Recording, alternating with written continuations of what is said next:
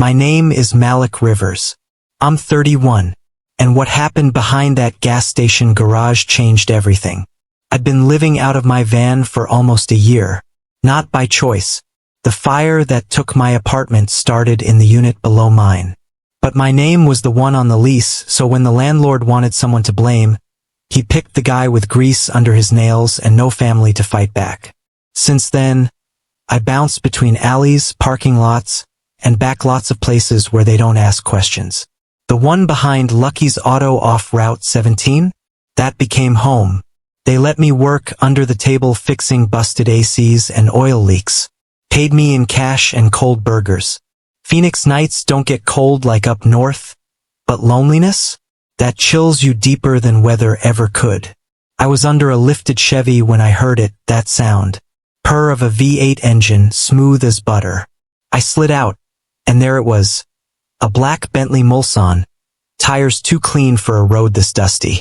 The driver wore sunglasses, even though the sun had already dipped. He didn't say his name. Just, I need it fixed. Fast. No receipts. No questions. He peeled off 500 in hundreds. I didn't blink. Money talks. I dropped under the car and went to work. 20 minutes in, I spotted something that didn't belong. A modified suspension unit I'd only ever seen in prototype catalogs. Military grade. Illegal on the street. I tightened it anyway. When I came up for air, the Bentley was already gone. But the paperwork he left behind? It had a logo on it. And that logo would change my life forever. I woke up to the sound of sirens. Smoke filled the sky behind the shop. By the time I made it to the front lot, Lucky's Auto was burning to the ground. Flames chewed through the roof like they had a purpose. Cops, fire trucks, neighbors standing around like it was a fireworks show. But Lucky, my boss, was nowhere. I told the first officer I worked there. He looked me over like I was something he scraped off his boot and asked, "You see a black Bentley around here last night?" I shook my head. Lied. He didn't press it. But I could feel it. They were looking for me. I walked back to where my van was parked. Or where it used to be. All 4 tires had been slashed. Glass shattered. The back door ripped open like someone was looking for something. I sat on the ground, breathing hard, trying not to panic. That's when she showed up, Kayla. 15, maybe 16. Sweet girl who sold burritos from a cart outside the gas station.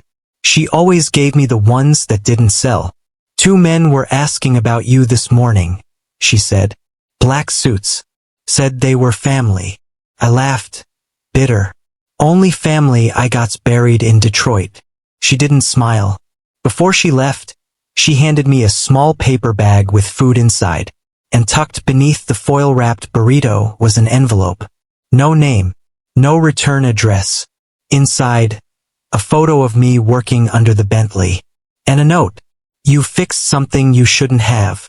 I didn't eat the burrito. Didn't throw it away either. I just sat there, staring at the photo of me under that Bentley like it was some kind of wanted poster. The angle, the lighting, whoever took it had been close. Too close. And they weren't bluffing. I went to the only place left where I could think. The public library downtown. Free Wi-Fi. No cameras. No questions. I searched for the logo I'd seen on that paperwork. It was stamped into my mind now.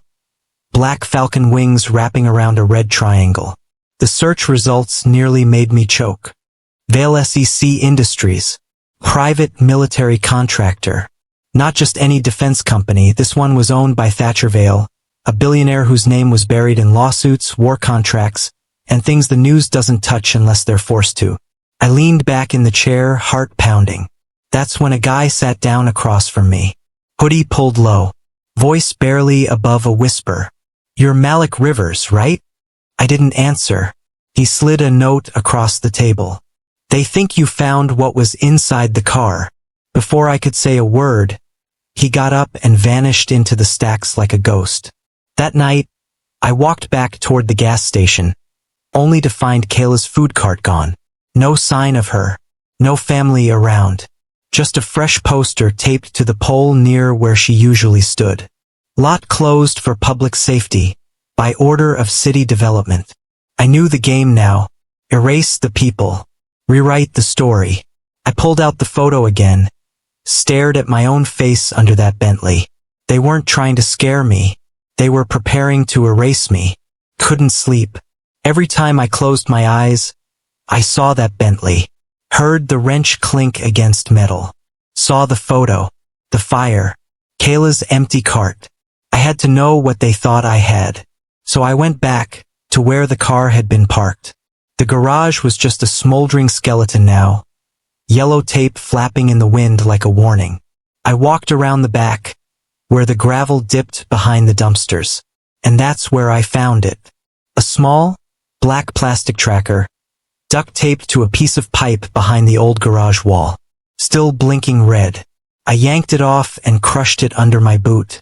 15 minutes later, a white van flew around the corner, hopped the curb, and tried to hit me. I dove behind a row of trash cans as it screeched away into the darkness. That wasn't a scare tactic. That was a hit. I didn't go back to the street. I walked for miles until I found the only other man I knew who ever got close to tech like that.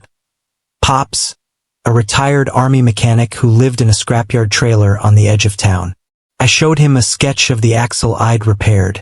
Pops stared at it, then looked at me like I'd shown him a ghost. "You didn't fix a car," he said. "You brought a weapon back to life." He opened an old filing cabinet and pulled out a tattered manila folder, classified diagrams, decades old, labeled U.S. Defense Project, Nighthawk chassis, and stamped across every page in faded red ink. Property of the United States government. I felt the ground shift under me. Whatever I'd fixed, it was never meant to be on the road again. Pops lit a cigarette with hands that didn't shake. Mine did. He poured me coffee from an old tin pot and told me a story that sounded like a movie. Back in '92, a prototype military transport, something called the Nighthawk, crashed during a classified test. The chassis was never recovered. Covered up. Forgotten. Until now. "The axle you fixed," he said, "wasn't supposed to exist. But it does. And it's connected to the kind of secrets that don't stay secrets without blood." He handed me a crumpled page from the folder, one with coordinates scribbled in the margins. They pointed to an abandoned freight tunnel beneath Phoenix. He said it used to be a hiding spot during the Cold War. That's where I found Kayla. She looked different. Older somehow. Fear does that to people. She said they'd taken her dad. Claimed he knew what was hidden in that car. Before he disappeared, he told her one thing. Find the mechanic. The one with fire in his hands. Me. She led me deeper into the tunnel, past rusted tracks and graffiti-scarred walls. We stopped at an old train car, tipped sideways, half buried in dirt. She crawled inside, pulled open a busted exhaust pipe, and reached in. Out came a flash drive, wrapped in aluminum foil. I plugged it into Pop's backup laptop back at the yard. Inside, blueprints, bank records, emails, all tied to Vale SEC Industries, weapon transfers, shell companies, bribes, and tucked at the bottom, photos of the same Bentley I had fixed. In war zones, conflict areas, unmarked deserts. The car wasn't just a ride. It was a delivery system, and now I knew what it had been carrying, and why they'd burned down half a city to get it back. I knew I couldn't keep the flash drive. It was too hot, politically, financially, lethally. So I uploaded everything to a private cloud Pops had set up years ago, back when he used to help whistleblowers repair their getaway cars. Old man had layers. I planned to send the files to a local journalist the next morning, but I never got the chance. I was halfway through an email at a cheap internet cafe when the power cut out. 3 men walked in. Too clean to be street muscle. Too casual to be cops. They flashed badges I knew were fake before I even saw them. I bolted out the back and ran 6 blocks. Through alleys. Over fences. I made it back to the scrapyard just before dawn. But Pop's trailer was on fire. I screamed his name until my throat bled. By the time I kicked down the half-melted door, it was too late. I dropped to my knees in the dirt, hands shaking, smoke choking my lungs. On the last standing wall, someone had spray-painted one word: run. Before I could move, a cloth bag was yanked over my head. Blackout. When I came to, I was in a concrete room. No windows, one bulb, my wrists zip-tied to a steel chair. And across from me, calm as ice in a bourbon glass, sat Thatcher Vale. He looked at me like I was a problem on a spreadsheet. "You're good with your hands, Malik. But this isn't your fight." He slid a contract across the table. "You walk away. You get 5 million. Disappear. Or we erase you the old way." I leaned forward, looked him dead in the eyes, and whispered, "You're too late. I already mailed it. They didn't kill me." Thatcher Vale could have ended it right there. But instead, he dumped me in the middle of the desert with no shoes, no phone, and a bottle of warm water. Just enough to survive, not enough to forget. I walked for hours, sun burning through my skin, lips cracked, feet bleeding, and still, I kept going. By some miracle, I collapsed behind a diner just off Interstate 10. The back door creaked open and a voice called out, "You alive or just being dramatic?" It was an older waitress, red bandana, as like she'd seen worse. She dragged me inside, gave me water and said, "Wait, aren't you the kid from that magazine?" I didn't understand. Then she pulled out a folded-up copy of a racing magazine from years ago. My face was on the cover. Youngest mechanic to break national speed record. I had forgotten that version of me even existed. 6 years ago, I had the world at my feet. Signed by a racing team. Headlines calling me a prodigy. Then came the charity race.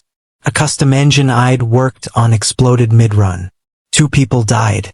Media blamed me. Sponsors ghosted. Investigation pinned it on a loose fuel line, one I swore I triple-checked. I lost everything. But looking back now, that same fuel system, that same suspension tech, it was Vale's design. They used me as a test dummy, burned me, buried me, then recycled the tech for war. And now I had proof. This wasn't just about clearing my name. It was about exposing what killed the old me, so I could finally bring the new me back to life. I didn't go back to the city. Couldn't. Not with my face on every screen and goons crawling every alley. Instead, I went to the only place no one was looking. Pop's old junkyard, what was left of it. Tucked beneath a rusted shipping container, I found an old hidden pit. One Pops had once used to store contraband cars from his army buddies. That's where I stashed Kayla. She didn't cry, didn't ask questions, just looked at me and said, "You're going back, aren't you?" I nodded. Before I left, I handed her a backpack with the flash drive, a burner phone, and a note that read, "If I don't make it back, finish it. Send it everywhere."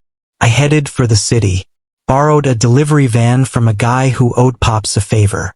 No tags, no questions, just enough gas to drive straight into hell. But Vale's people were already waiting.